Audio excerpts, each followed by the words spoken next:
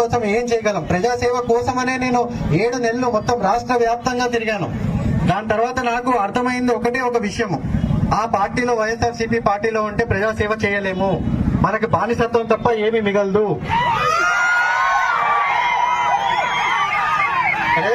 ప్రజాసేవ చేయాలి, మనుషులకి సేవ చేయాలి. మీరు చెప్పండి, ఒక్క ఎంపీ ఎమ్మెల్యేతో మీకేమైనా పని అయిందా ఈ రోజు వరకు?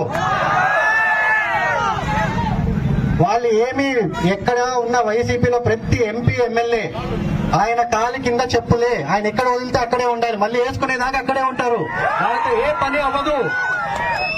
సో మీరు దయచేసి ఆలోచన చేయండి, ప్రజల కోసము, మీ ప్రాంతం కోసము, మీ పంచాయతీ కోసము, మీ మండల్ కోసం ఎవరు చేయగలరు?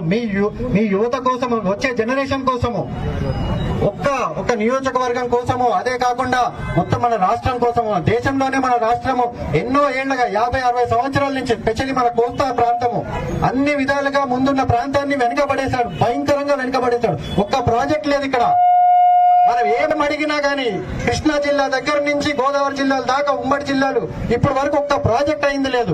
మేము ఉన్నప్పుడు కూడా ఎన్నో అడిగాం, అయ్యా ఇది అవ్వట్లేదు, గుంటూరు ఛానల్ అవ్వట్లేదు, అయ్యా దీన్ని ఏమైనా చేయండి, దాన్ని ఏమైనా చేయండి, ఎన్నో అడిగాం. ఒక ఫ్యాక్టరీ తీసుకురండి, ఇక్కడ అందరికీ ఈ అందరూ బీటెక్ చేసిన వాళ్ళు ఉన్నారు, ఇండస్ట్రీస్ తీసుకురండి, ఒక్కటి లేదు, ఒక్క ఆలోచన లేదు.